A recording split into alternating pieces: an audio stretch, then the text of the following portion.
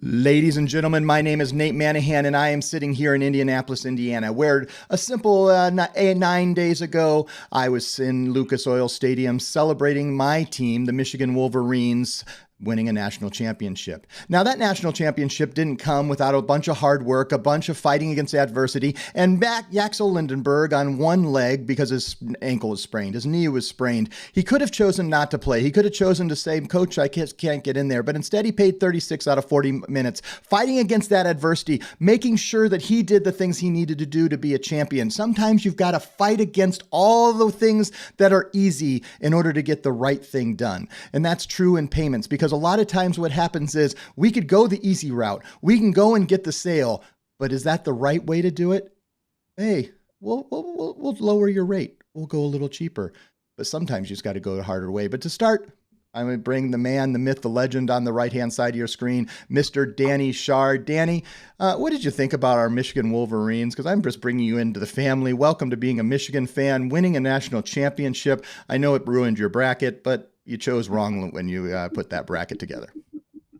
Yeah, U of H didn't come together for me like I expected, but I love that comparison too, Nate. You know, the Wolverines and the getting into payment processing too. I love that. Yep. Michigan. Okay, what a run that they had, and I'm not the biggest Dan Hurley fan, so I was really happy to see them pull it off.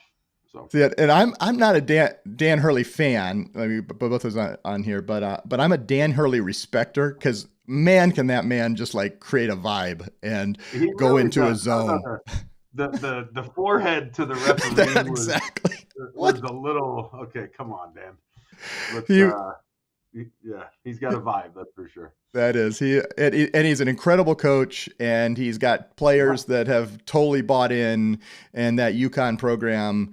You know, your UH people, Calvin Sampson just can't quite get over that tipping point, and Dan Hurley has obviously, 3 out of 4 years he's made the championship game, and Michigan they should have were won that what, game by six and 20. 0 What or was six that? and 0.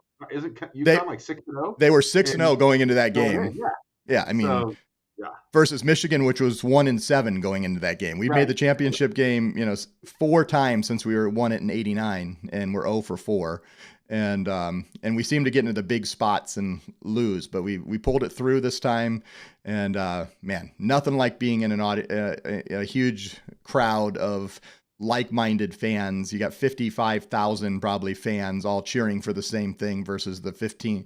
I'm going to say, I think there were 55,000 Michigan fans, 10,000 fans of basketball, and 5,000 UConn fans. That's what it felt like. I don't know I exactly was what. just about to say, how was that? I mean, I know, Lucas Oil, it's huge, right? Yep. So watching a basketball game in a football stadium has got to be unique. It is.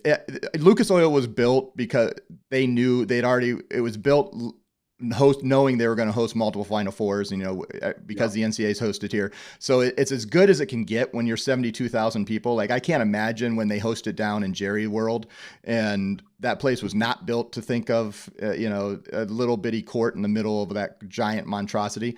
But Right. you felt like you were there. I mean, I was up in the 600 section. I was up in the upper deck and felt like it was so glad to be there. Now, it was obviously just the experience.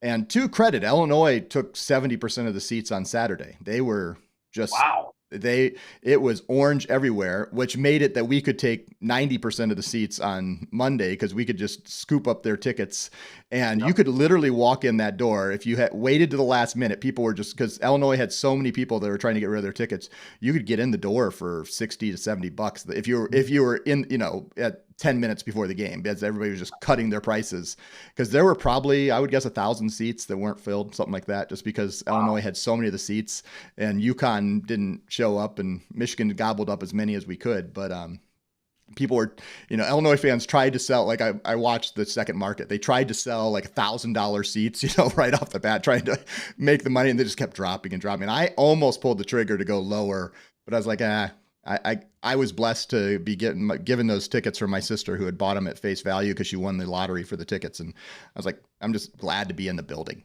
So, Now, did you see any celebrities? Like, was Schefter there? Was Portnoy there? I mean, we saw them on the screen, and as a, they were in Fab the, Five. I watched the yeah. Fab Fives. Oh, That on Yeah. Saturday. Yeah, Yeah. so I recorded that. So and then that, you get so excited after the win. We get back to the house here and we watched that until like 2 a.m. Watching the whole Fab Five, just because yeah, that was awesome. Schefter was on the court, so I could see where he was. Like when they showed him on, then he looks up and I'm like, oh, that's where he is. Portnoy was in a suite, so you couldn't really see where he Okay. was. But Tom I Brady, we was he there? Tom Brady, Shaq, so, obviously Shaq and Charles and all that, because the stage was right on the thing, and then Shaq was out there literally. He was out in the street on Georgia Street, which is our like right, by the convention center coming down to the Lucas Oil Stadium. And they had a Shaqalicious gummies booth, and he was out there throwing the gummies to people. It was bizarre. Like Shaq, he anything to sell, and they were giving him, we did take a free bag, and we threw the bag away before we went into the stadium, but That's so awesome. it was a great experience. But let's talk payments, the race to zero, the fight to, because we've seen this before, and you have seen it more than I have. I jumped in right when we were already almost 2-0 in the payments industry, where a lot of us were thinking, is this a viable industry? In Tell us about what the processing, or what the stupid camera. One of these I days I'm like. gonna actually read them. There's something I do here. I bought this camera and didn't read the manual. I'll do that yet. But when you started in the industry, tell us what it was like and what the margins were and how people were pricing merchants. It was all, I think at that point it already switched over to interchange plus pricing, I believe at that point, right? When you jumped in, No, I or mean, was it whenever still? I so it was, gosh, I mean, and it's kind of hard to remember a lot of the details, but we're talking 22 years ago, Right. 2004, and it was still a lot of tiered pricing, a ton of Right. tiered pricing, and you really didn't see interchange plus unless it was a six-figure merchant, and even then they'd be at 50 basis points or something like that. So the margins, they weren't dual pricing margins, but they were healthy for sure. And back then, too, partners were leasing terminals, so they were making good money on tiered pricing and terminal leases. POSs were almost non-existent in our space, right? Because we were catering to SMBs. So back then it was just Micros, NCR, Aloha, a handful of them that were POSs. But it was a lot simpler back then, and there was great money. Um, but introducing the free terminal, right, which really just ruffled a lot of feathers, and then pair that with the pricing war, which was the only way to really acquire merchants back then. Technology just hadn't been on on the front lines yet. So it was just, you had these options of terminals, the Hypercoms, the Veriphones, the Omnis, the Nureats, and they would literally just, here's your options for equipment. So you really didn't have a lot of value add in addition, other than service. You try to do gift cards, cash advance, but the biggest thing you could do was save money. And so merchants were switching to save $20 a month, $30 a month. I mean, that's really what it was. And back then too, converting a merchant from tiered pricing to interchange plus, you were the devil at that point, right? Because you had taken so much margin out of the deal. And then the next guy comes in and takes them from interchange in 50 basis points to 30. And the next guy comes in and takes him to 15. And before you know it, you've got merchants that at one point, maybe just a few short years prior, that a partner might be making, say it's a $20,000 a month merchant, partner might be making, $100 a month on the account, to a partner making $20, $10 a month on an account. It was silly. I mean, the race to zero was real, to the point that a lot of people were looking to shift out of the industry, or trying to find, and Nate, you remember this, whenever with Salcha POS, and we were just really just digging, trying to find ways to be competitive outside of pricing. And a lot of the pricing we were doing was matching at that point, right? And we're talking in 2013, 2014, 2015. That was kind of when POS really started to really come out more in our space. And you're signing merchants up at 5 basis points and 5 cents a transaction, which is just silly to think about now. And then introduced cash discount, dual pricing, and everything changed. Yeah, and I mean, and some of that, part of that value add that was, talk about when you first experienced. So 2009, and probably really starting to compete against us 11, 12 was the founding of Square. And they were the first ones to come in and introduce another type of pricing, which their original pricing was no transaction fee, it was just 2.75 flat on every transaction. You were losing money on a certain portion of cards and amounts. How did that impact how the competition and what was going on when we were racing to zero? People were, making $5, $10 per month on our partners were on a merchant, and having to add that up, you got to go thousands of merchants in order to make a living. And then Square comes in here and disrupts it. How did that change the pricing and how we had to sell against it? What was even more bizarre about that was they got the Starbucks deal, Yeah. right? And so Yep. you're talking small ticket at 275, and it's like, I mean, they're losing money hand over fist. Now, granted, they had a great deal with Visa, so they were still making money, but I mean, they were such a disruptor in our space. Where we were, not only were they taking merchants from us because those rates, you really couldn't compete with. What was unique about it is the merchant always knew what to expect, right? So it was, whether they keyed every transaction in, which Square eventually, just a short time later, would add non-qualified tiers. But regardless of the card types they were taking, if they're swiping, they knew exactly what they were going to pay. Whereas on Interchange Plus or even tiered pricing, the margins would kind of stay consistent for us because they would do the same volume, but the merchants bill at the end of the month would fluctuate significantly because they take different cards certain months, right? Or they run different promotions and do a little bit more volume, and their rates would skyrocket.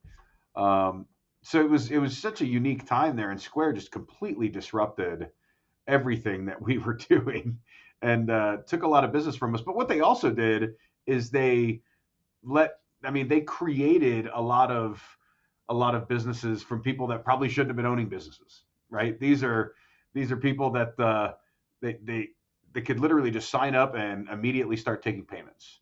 So it was a little sketchy for a little bit, as you can imagine, but their pricing was incredibly tough to compete with. Where we were able to compete was service, support, and providing similar solutions that Square could. So like the big, fancy pricing and mobile solution. I mean, it caught the attention of a lot, but we were able to kind of fight through it, with service and just kind of being local companies, because a lot of merchants in our space, they're local, right? They want to do business local. They want to work with local companies, and selling out to the big shop is not something most want to do. So it was cool to see how we could kind of battle through that, but it was shaky ground for a little while. So introduce, at the time we were calling it cash discounting. We've gone through a variety of different branding names, whether we call it edge, dual pricing, surcharging fits into it, differential pricing, offset pricing. We can go through a brilliant different names, but what that ultimately did was create margin for us to be able to create more profit and really instill more more value to the merchant. Dan is saying, how do you redirect from price to overall value? And that is to actually provide real value. And we'll talk about the service. Vicky's jumping in there too and talking about that. But Danny, when we first started seeing that, it was that not only was it the wild, wild west when everybody was going interchange and 5 for a $20,000 a month merchant, and you're like walking at the end of the month and going, if I take a phone call, I've lost money, to suddenly, hey, these merchants are going to cut zero their fees, and we're going to do it. And nearly everything we did to begin with was at 4%.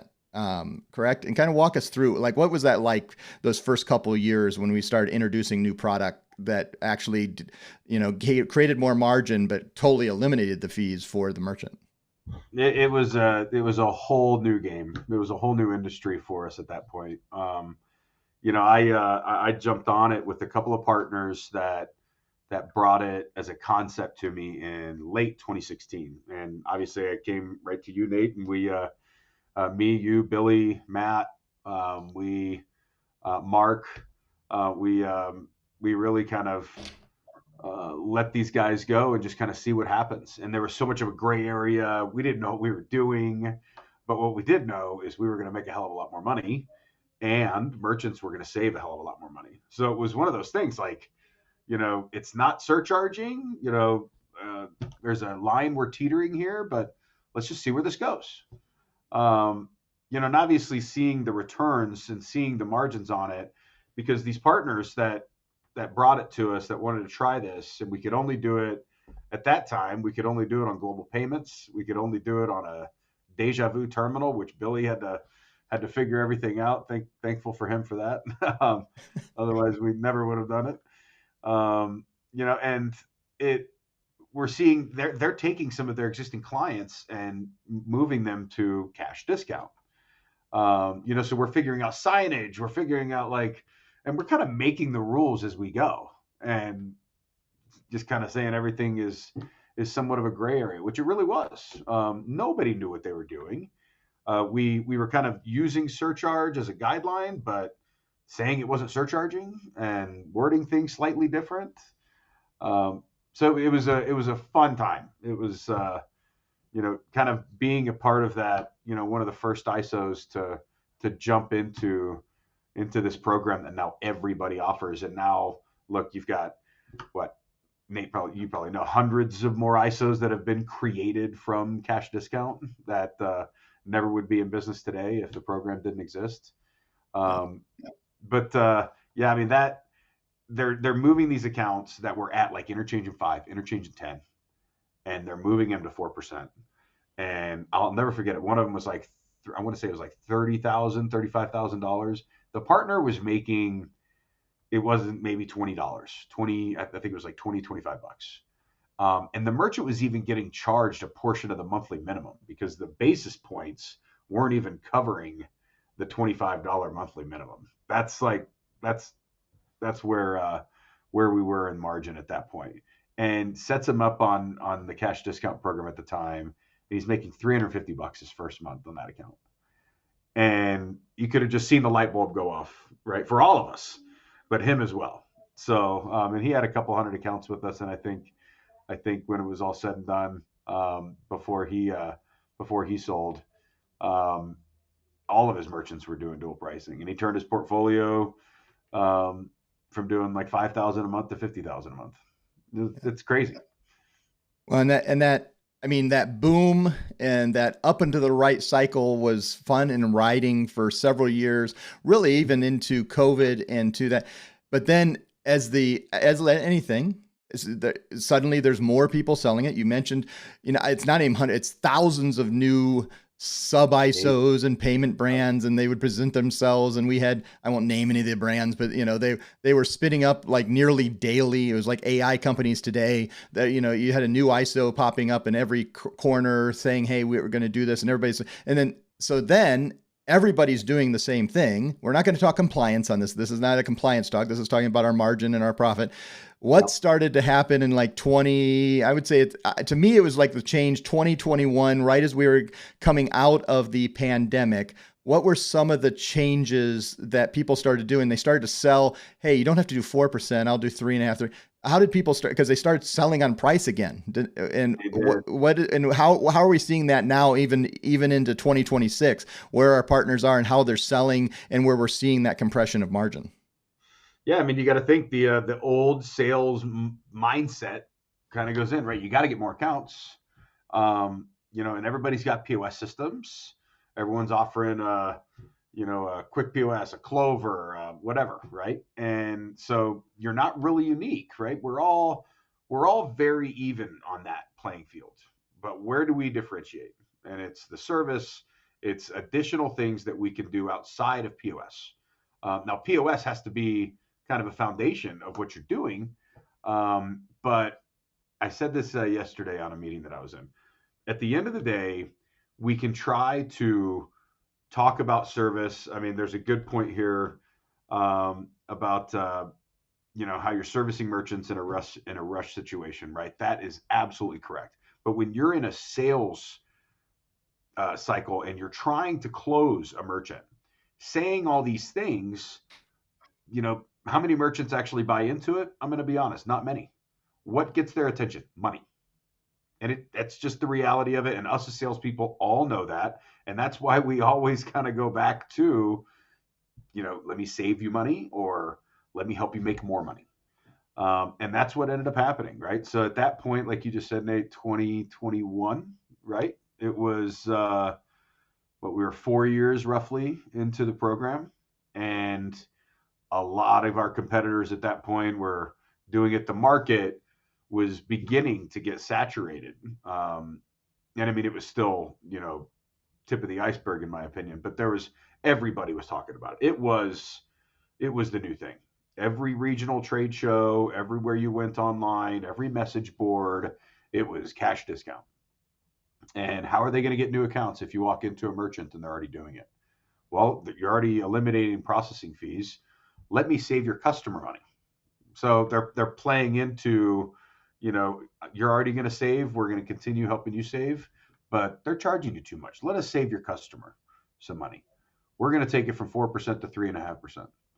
And then the next guy 3%, and before you know it, we're going to be back into the days of 5 basis points. And it's starting to happen even more now, right? Like that, we were starting to see it a little bit back then, but a lot of salespeople, we like making money, so we were able to power through it, get more accounts. But you're right, Nate. It was at that point was when we really kind of started to see, oh my gosh, this can actually start to go backwards again and start to go back down to zero. And now, fast forward 4 or 5 years, it's evident. Like that's 3% is almost the new standard now, which is, tough to hear. But, merchants aren't able to get as much benefit from it, right? Because we can save them on a lot of different things, additional services, gateways, wireless fees, things like that.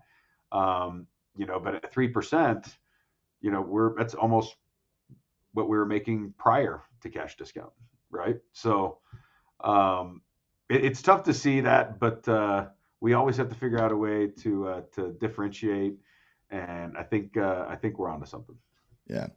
And this is a conversation that's not new to us. It's something that we're having and really have been having for months, if not pushing into a year, where we're trying to help our partners just differentiate themselves in a way other than just, hey, this is how you could offset your fees. And if you lessen the margin, then you could get this deal. That, to us, take that off the table and ask a different question. How do we get this deal without lessening the margin, but increasing the value and figuring out new ways to create the conversation? Because if we keep going back, we're doing free placements on POS, and these POS cost $1,200 per station, and we're putting them all in, and eventually there's nothing left, and Visa's going to get their money, and MasterCard's going to get their money, and Bank of America's going to get their money, and they're going to raise their rates, and they're going to do it. But if we just keep it, the margin's going to be gone.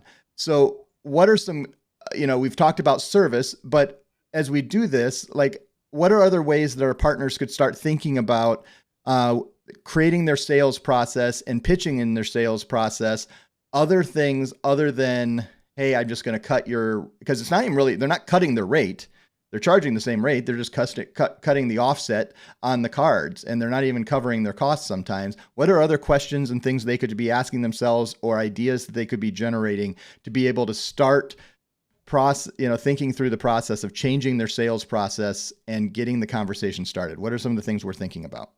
Yeah, I mean, it's, you were kind of going into it there, right? With the free POS, the industry is moving quickly to vertical specific solutions, and fee offset programs, right?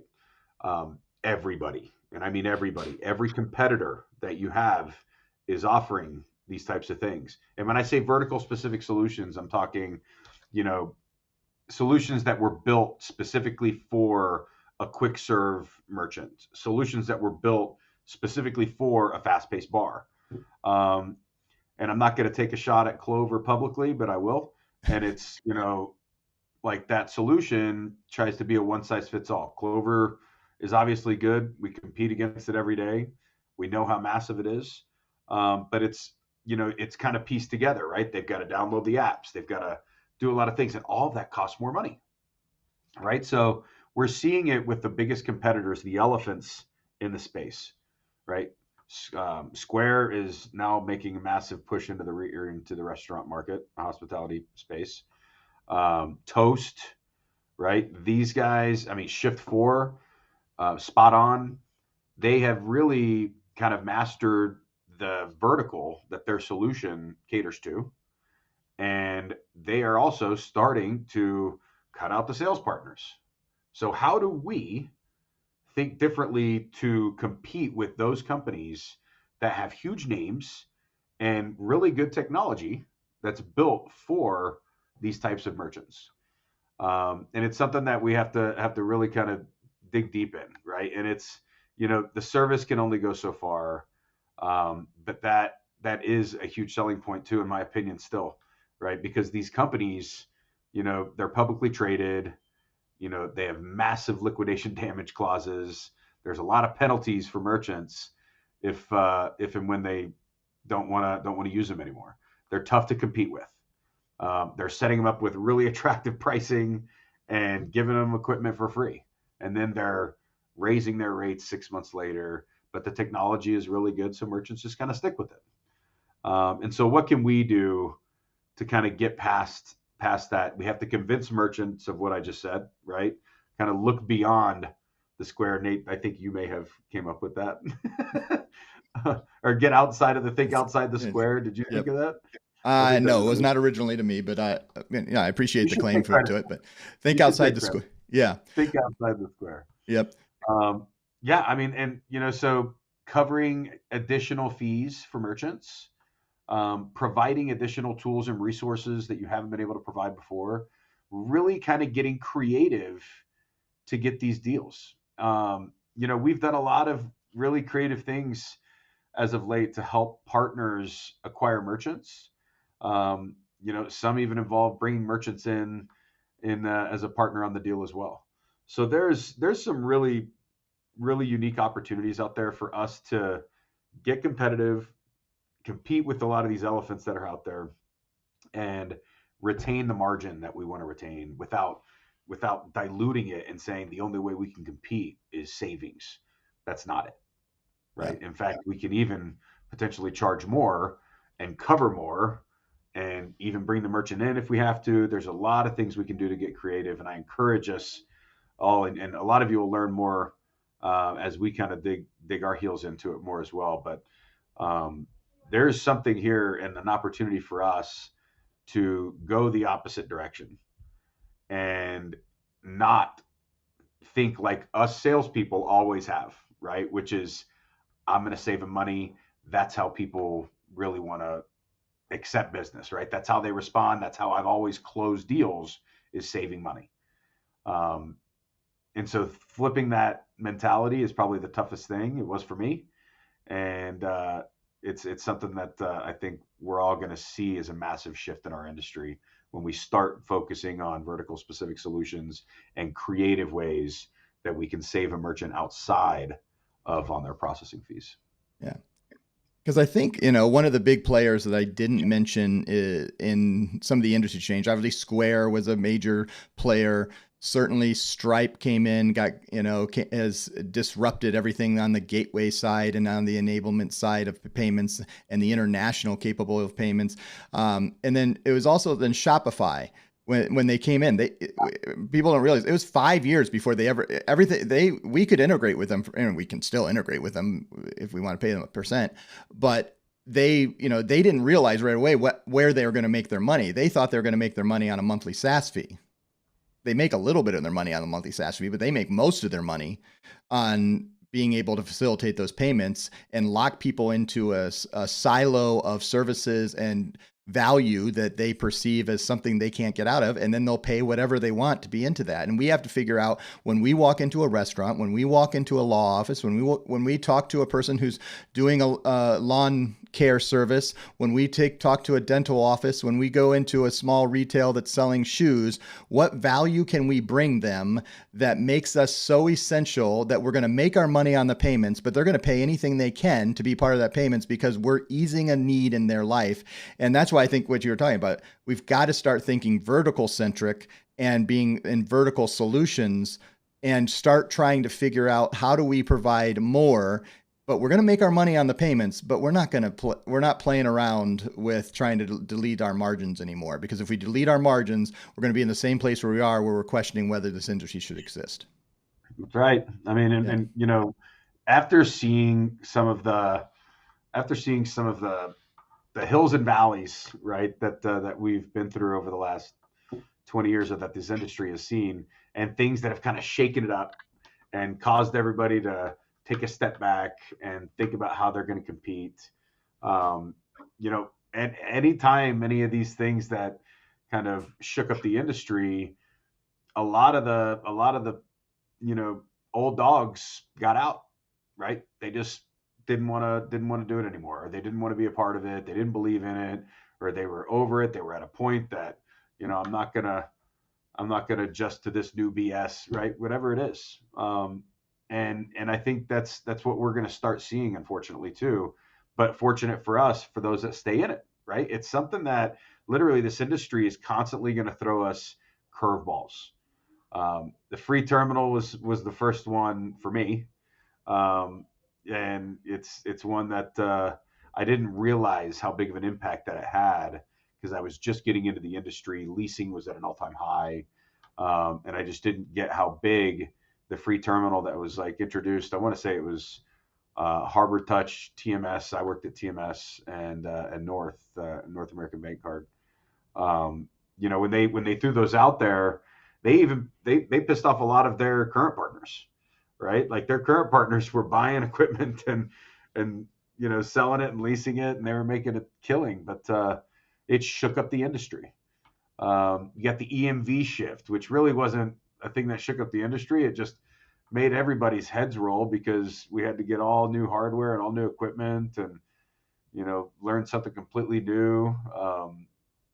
Then you got the Durbin Amendment, the introduction of the Durbin Amendment, and a lower check card rate was also massive, because at that point we were still kind of doing a lot of tiered pricing. So I can go on and on about times in our industry that things have happened that we've all had to adjust, and it's taken money out of our pockets initially, but as we've adjusted, we've learned how to overcome it and make more money. And I think we're at that time again, right? We're seeing mass saturation of fee offset programs and dual pricing. There's a lot of merchants out there that are still doing it the wrong way, and partners that are not having the correct conversations of how to do it the right way, getting them in the right solutions, getting them in the right pricing to save the merchant as much as possible on things outside of payment processing. If you're not doing these things, your competitor's going to, or more than likely, your competitor's just going to come in and put them at 3%, and it's going to make it that much more difficult to sell that merchant in the future. So yeah, I mean, it's something I think we're going to see another shift here in the industry in the coming months, and going into 2027, and I think we're prepared for it. Because at the end of the day, at PayProTec, one of the things we're doing in today on the high five is we're saying, look, this is a call to action. And what we put in the title is, it's your job, one, to protect the industry so that it is healthy for you to continue to grow your portfolio, grow your business. And I kind of view it like this. If you've ever played the game of Jenga, every time you set up a new merchant and you lower, in 2010, you lowered the price and went to interchange 2 and interchange 1, and you just kept lowering the price, you're taking one of those Jenga pieces and you're just making that tower a little more less steady. And then at the same time, every time that we go in and we say, hey, no, don't worry, I'm only going to charge you 2.75. That's the new one I heard. And then it's, as you just keep going lower and lower, you're taking this industry and saying, look, we don't value our time. We don't value our uh, contribution. And we're selling on the only thing that we think we have. And we have a lot more in our arsenal. And we want you as partners and as sales professionals to start thinking, how can I set myself apart to make sure that I am not selling on just the pricing or the offsetting, but I'm selling on the value that we are providing to the community and how we're helping the SMBs out there. And we're going to present some things in the coming, next couple of months that I think will be revolutionary to the industry. I think there are several changes. We're not the only ones thinking about this, but we're going to try to be the first to really solve some of these problems for our partners. And we want to continue hearing from our partners. What are your ideas? How are you going to set us apart? So those are the many things we are doing here. My screens I just had a power surge, but I think I stayed on. That actually worked. I just want to say that I hooked up a UPC about 4 weeks ago to my router is sitting here and my thing. And I didn't lose power. The internet didn't leave because I had it hooked up to the UPC, even though the rest of my house just went on and off. I see it. It's dark, but I mean, it didn't even glitch. That was, yeah. Thank you, internet, and my little. I never had to use it, but I was hoping that it would work like that. It just didn't happen. But that was weird. That was totally weird. All right. So as we close, Danny, I want you all to know that if my power goes out, I'm going to be the black screen of death because I am not as savvy as Nate to have a backup battery. Well, and I have it backing up, but I don't have it backing up my screens. I just have it backing up the computer. So the computer, like my two screens that I have in front of me just went down, but my internet came on and I could still hear you because it's going directly through the Mac Mini that I have. All right. So I'm just glad that worked, and I'm going to keep figuring that out. Yep. Danny, what are our closing words? What's our passion to our payment professionals? Maybe they're working with PayProTec or they're just in this industry and they're watching this at some point and they thought, hey, yes, I don't want to be part of the race to year. What's the challenge to our sales professionals that are in this payments industry to fight the good fight, to make it job one and stop being part of the race to zero? I love this conversation. I could talk about it at length with anybody who wants to give me a call and just chew the fat a little bit on it, because this is something that none of us want to see go back the other way. So I just encourage all of you, if you're new to this business, learn about dual pricing programs, learn about POS offerings, learn about ways that you can really stand out in this business. If you're a veteran, I can't tell you enough how if you're going in and reducing pricing on merchants, you're selling yourself short. You're doing yourself a disservice, and really you're just hurting yourself in the long run. I know that's hard to believe because you're getting a sale, right? You're getting a sale, you're getting a bonus. If that's what you're doing, you're getting revenue coming in. But the reality is you're just setting it up for the next guy to come in and dilute it even more. So I'm excited to talk to all of you about this. Anybody who wants to give us a call and talk, anyone on our team is well versed on fee offset programs or just talking about what we're doing today to kind of differentiate. But we'd love to hear from all of you and hear how we can help you succeed and really build the portfolio that you want to build without diluting margins and racing down to the bottom. That's it. At PayProTec, Mark asked, "What's your product?" We do have something we are working on. It is in the beta. We're not publicly announcing it at this point. This is what you call a tease, but the more you engage with us, I'm going to be honest, and Danny knows this, so there's a couple of partners where I just can't hold back, and suddenly they're part of the beta program that we're working on right now. But we're saying we are working on this, and the conversation needs to continue, and we want to have those conversations. So reach out to us, reach out to Danny, reach out to anyone on our team, reach out to myself. We want to be talking about how to help, I really believe, preserve the industry, because at some point, if it had kept going, Danny, I'm going to make one last question. I'm just intrigued because of what you would say about this. What would have happened if dual pricing, cash discounting didn't start in 2015, 2016 when we jumped in? What do you think? Where would we be now 10 years later? Like as if it never existed, right? Yeah, like if it never existed and it was just everything just kept happening like it was in 2015. None of us would be in the industry. Yeah. I mean, our ISOs, right, with sales partner programs just wouldn't exist. They wouldn't. Merchants just would be going to the banks. And the larger competitors that were cutting deals with the card brands directly, because of the volume that they did and their huge marketing dollars, and their VC money that they've got. All of us in our space, which I've only been in my entire career, and I love, and it's ISOs in the SMB space, would no longer exist, right? So it's programs like this that are why we're still around and why we're still relevant, and able to work with partners like Quick and Hot Sauce and Deja Vu and Valor, and we can name a ton, right? All Greta, Mint, I mean, all of them. All of our POS providers, Retail Cloud, all of our POS providers, our vendor partners, um, you'd be hard pressed to see any of us still in the business, because a lot of these huge conglomerates that were offering, slivers of revenue, but they would make more on the back end with their contracts with the card brands. They would have just swooped everything up, and it wouldn't have made sense for us to be in the business anymore. That's crazy to think about, Nate. I've never Yeah. thought about that, but that's exactly where we would be. So, if you haven't thought about that, reel it in, and realize how lucky we are to still be here. And it's programs like this that make it happen. That's it. On behalf of Danny Shard, I'm Nate Manahan, and we say fight the battle. Fight against the race to zero. It's your job one. When you walk in, you're not only selling them on your process, but you're reminding that you're saving an industry right now, because we don't want to be in 2036 thinking we made the wrong decisions in 2026. That's where we're standing today, and we're going to keep fighting the fight, and we're wanting to partnerships that we're going to work with and work together to make sure we're creating the best services, the best opportunities for the merchants around, but we're also providing the business so this business exists 10 years from now. Thank you, Danny. Thank you, everybody, for watching. We will see you next time on The High Five. Bye, everybody. Bye, everybody. Keep fighting.